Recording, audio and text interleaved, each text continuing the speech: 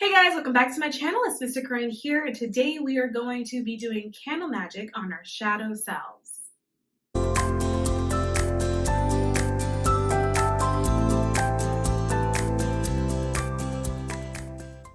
So today's video is going to be about shadow work and doing candle magic on shadow work. So what is shadow work? Shadow work is us confronting our shadow side, the dark side of us, right? All of our pain, all of our anger, all of our fear, all of our anxiety, our depression, our past traumas, everything that we have buried in order to make it this far as a survival tactic is part of our shadow self. It's that side of us that we don't like to see. It's that side of us that we oftentimes try to bury or pretend like it doesn't exist. That is a shadow. When you do shadow work, you are effectively validating that part of yourself, working with that part of yourself, and then healing all of that pain and trauma, and then also identifying where it comes from so you can then sever the bond at that source, right? When you do that level of work, it is painful and it is hard, but it's so rewarding because you learn about yourself, you see aspects of yourself that you didn't see before, and you understand why you now are who you are today. People think that in order to be spiritual, you're not supposed to have any dark in you, when it's actually the opposite of that. Being a spiritual being is recognizing that it exists, making friends with your dark side, and then forming a harmony with it, forming a balance. You got to think like yin and yang, right? There's a divine balance. It is not sustainable to be necessarily white, like white light, or good all the time. You need that other side of you. You need that shadow side of you to balance you out, because the shadow side of you, believe it or not, also houses the ego, and it's also the side of you that protects you. So you need to honor it. It's important to be friends with your dark side. I have a whole dark side. I have learned recently, and maybe in the last year or so, to really appreciate that dark side. And I found that when I started to appreciate it and work with it and understand it, there is power and that I start to harness as a result of that, because there's so much energy there. Your dark side is really just this wounded little child that is begging for a hug. It's begging to be seen, it's begging to be heard, and it's begging to be validated. And so that is what shadow work is. And so I do a lot of shadow work during 2 times of the year. Right before New Year's, because I want to change what things are in my life that I don't necessarily like, and then around my birthday. So the week that this video goes up is my birthday week. I do a lot of shadow work around then, because I think about, what do I not want to bring with me in my next year of life? How do I want to evolve? How do I want to change? How do I want to grow? And how I want my life to manifest as a result of all of that. So I do a lot of shadow work. So this particular shadow work that we're going to do, I got out of the Witch's Moon box. You would have seen it briefly if you watched the unboxing video. And I figured that I will do it with you guys, because one thing I've noticed is that a lot of people don't do the little exercises and rituals that come in those boxes. And so I'll do it for you guys just to let you know what it looks like. So this is the artwork that we got in the box. This right here is the actual spell that we're going to incant when we're finished with the candle. And then this is the artwork that we have. So this artwork specifically is about light and about dark. So I'll read it to you so you understand the energies and what we're working with, just in case you didn't actually watch that video. So the light body, which is going to be represented by this candle, the white candle.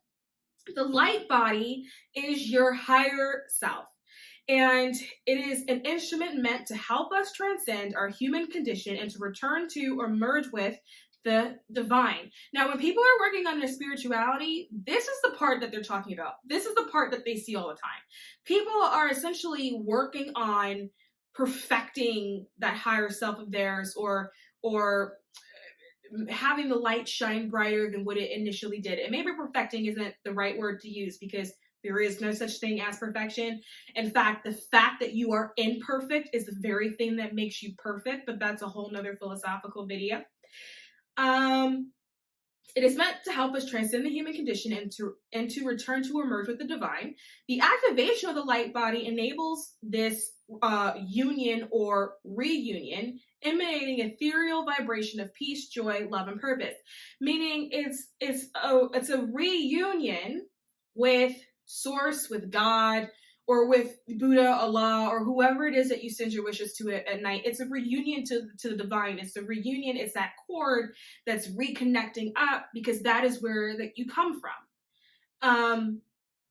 In nurturing and accessing this aspect of ourselves, we cultivate confidence so as to serve as a beacon of positivity for ourselves and for others. When you start working on your higher self, when you start working on your light body grows and it gets brighter, and it's energetically light, but energetic, it's attractive energetically. And so what happens is you become like this beacon of energy, and literally this beacon of white light, and people begin to be drawn to you. And there's going to be some of you that are going to notice, now that I'm saying this, that you may be the type of person that people who don't know you, who you've never met them before, you can be standing in a line and they'll tell you their entire life story. And you'll walk away from them and you're like, I don't even know their name. They never asked me about my name. They know nothing about me, but you know everything that happened to them in their childhood. It's because they're drawn to you. They're attracted to you, like to your spirit, to your light body. That's what they're picking up on. Activating the light body entails raising one's vibration by virtue of healthy, honest, and mindful living. So raising your vibration, raising that frequency. Honor and value the physical body. Enjoy nature, the sun, and the stars. Its rhythm beyond our control, its imminence immeasurable. So it's somebody that allows themselves to sort of commit to a lifetime of honoring themselves, honoring everything outside of themselves, honoring Mother Nature, honoring each other, honoring your peers, and understanding that we all are one and that we all come from the same source because we are one. And when you start to adapt that ideology and you understand it and you start to feel it in your heart center, your light body grows.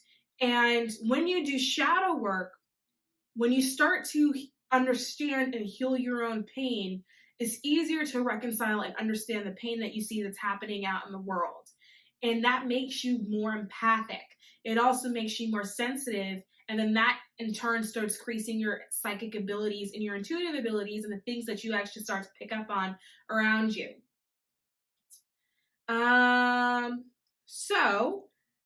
Discovering and understanding the light body in your higher self. So receiving messages revealing a big perspective. So this will start to happen to you when you start to sort of strengthen that light body. You can strengthen your light body by doing shadow work.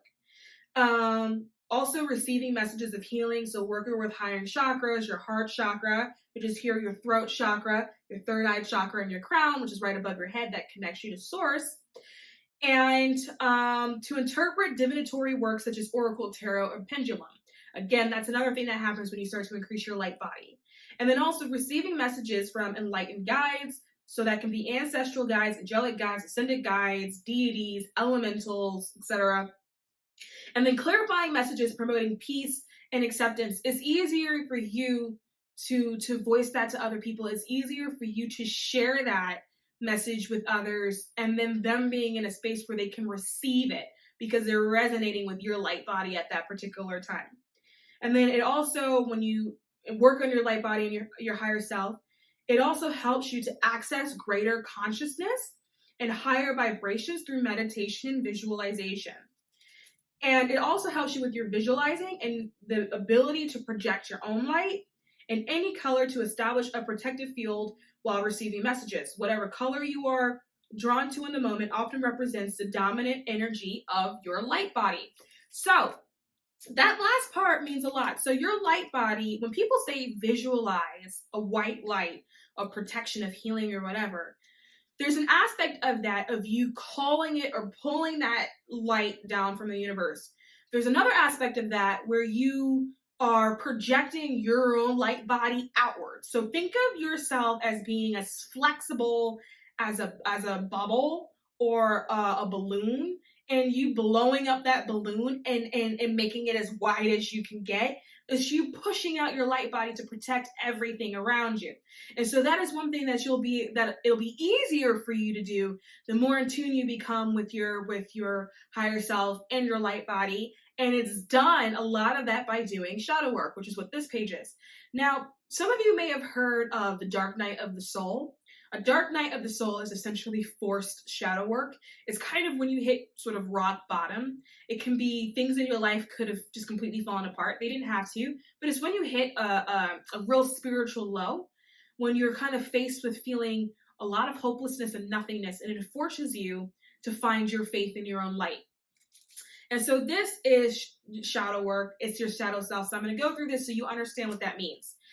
So the shadow self, or simply the shadow, the dark part of you that you usually don't like to see and you don't want other people to see, exists as an archetype within the unconscious mind composed of fears, traumas, self-doubt, repressed ideas, weaknesses, shortcomings, desires, etc. So repressed ideas is often really interesting because a lot of us have dreams that we don't share with people, or we convince ourselves that we cannot accomplish, and so they never materialize. And those dreams live and occupy your shadow self.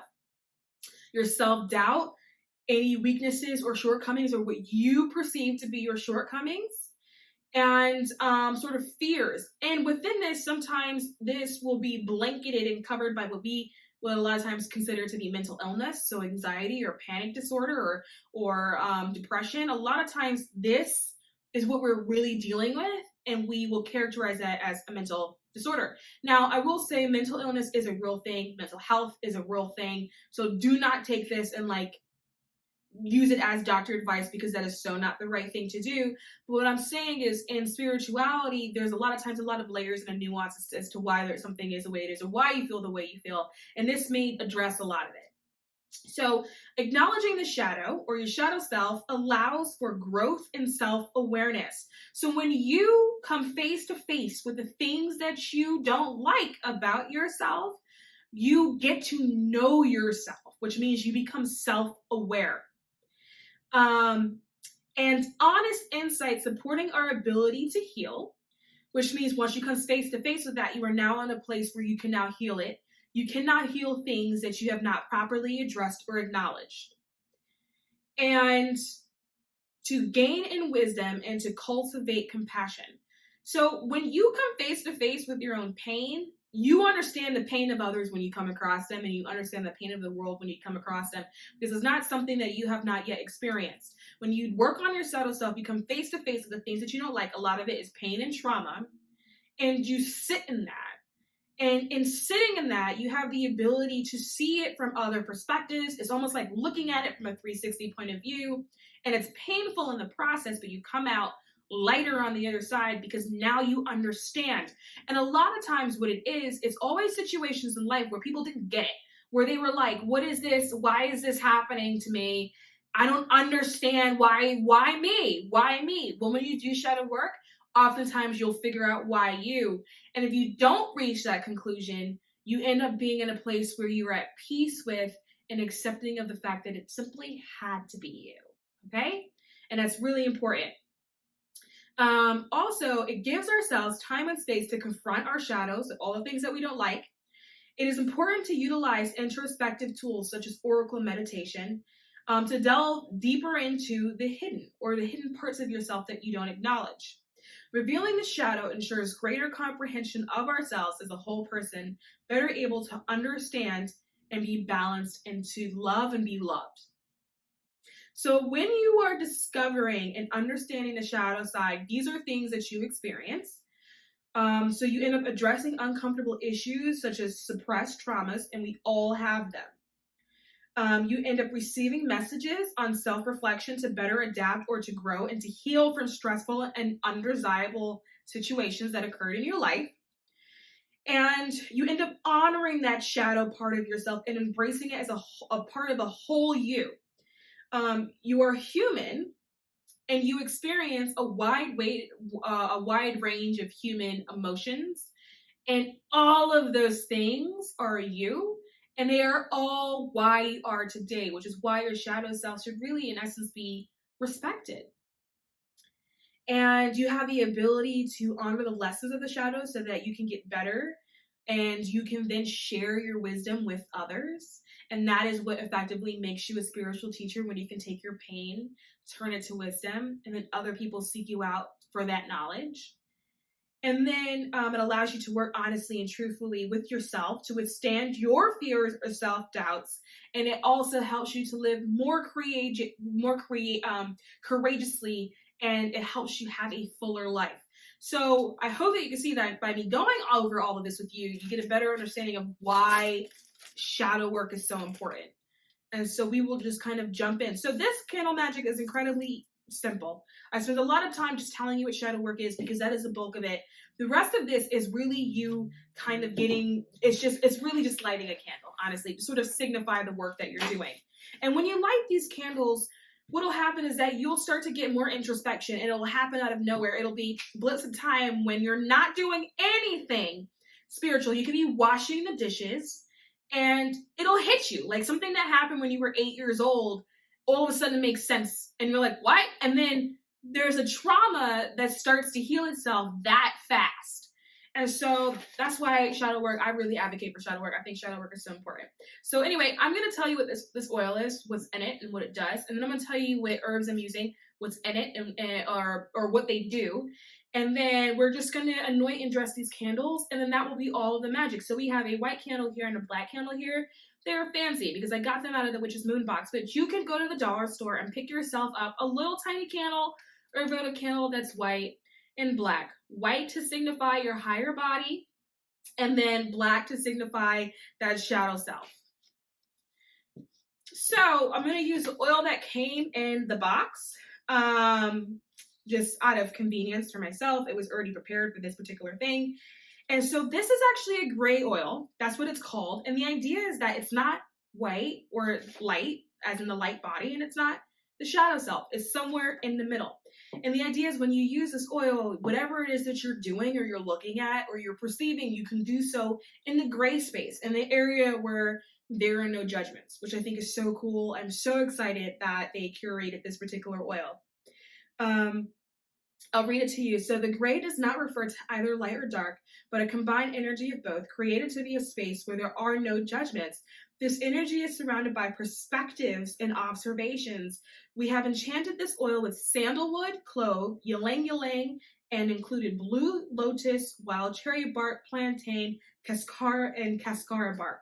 There's also a Lemurian quartz in here, which they say personifies one with their aura. So this is what I'm going to use to dress or to anoint the candle. Now, if you don't have any of this stuff, because I understand that it is elaborate, and I don't expect you to go to the store to find any of this, sincerely, I don't, just use some olive oil, pull the olive oil that you have in your kitchen cabinet out, and you anoint your candle with that. And olive oil is actually a holy oil. You know, ancient Greeks used to use olives. First of all, olives was a symbol of wealth, right? They used to give olives for offerings, for gifts. You used to offer the olives to the gods. So olive oil is actually a holy oil. Pull it right out of your kitchen. I'm gonna need a little bit more. It's not enough. Pull it right out of your kitchen, and you're gonna use that, and that'll be fine to anoint your candle with. Okay, a little bit more. All right. So this is the white candle, which is the higher self candle. And then let me do the black candle. All right, so that should be enough. And I always say when you're anointing candles with oil, you want the candle to almost be wet enough to feel tacky, because you want to put the herbs in it. And you want the herbs to stick to the actual candle. And then so now that the candles are anointed, and just by the way, guys, anoint simply means to bless. I'm going to take all these herbs and I'm going to crush them here in my mortar and pestle. So the first herb that I have is mullein. So this is so this herb carries the energy of courage to those that work with its energies.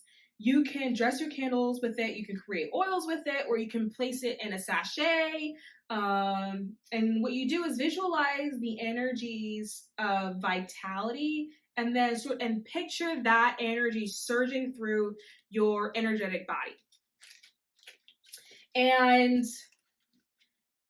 it is a good tool to use for shadow work, and it provides a sense of comfort in knowing this while you're facing uncomfortable truths. So it helps you to know that whatever you're currently dealing with or whatever you're currently looking at that you feel may be unpleasant, it's okay. Like, it's okay to be experiencing that at that moment. Then we've got mustard seed here. And then mustard seed is a protector and a strengthener of mental abilities. Mustard seed is a kind companion during times of introspection. And so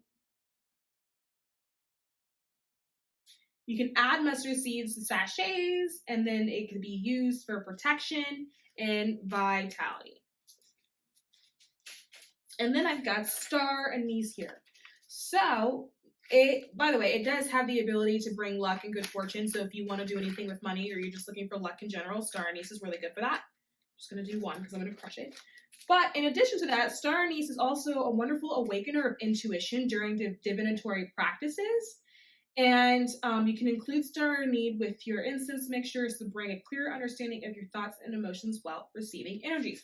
Now, if star anise helps you with your divinatory practice, it makes sense that you would use it for shadow work, because part of doing shadow work and becoming one with the side of yourself that you don't like, by default, you become better in tune with your higher self, right? And so the more in tune with your higher self that you become, the more psychic you become. You can't even control it. So it only makes sense that this would be included. So now I'm going to crush this. All right, crushing up the star anise. And I'm going to crush it into a powder. So the mustard seed is going to make some mustard. Star anise makes tinier star anise. And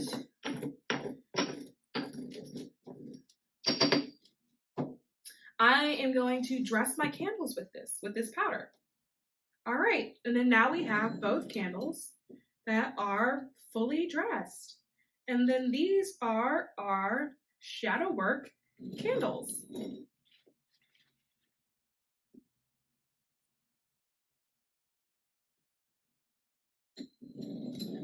So there you go, guys. So that is for that. And then now there's one thing that they included, the Witch's Moon. They included a spell for you guys, or for me because I paid for it.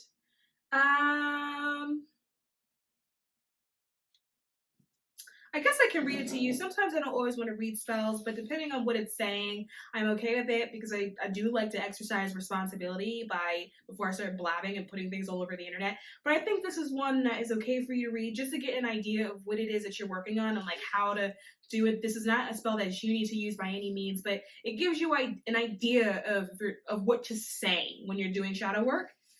And then so for this particular spell, it does say, on dusk of days and eve of nights, sitting within shadows and light, the time of now, of past and place, I share with mine truth behind pain.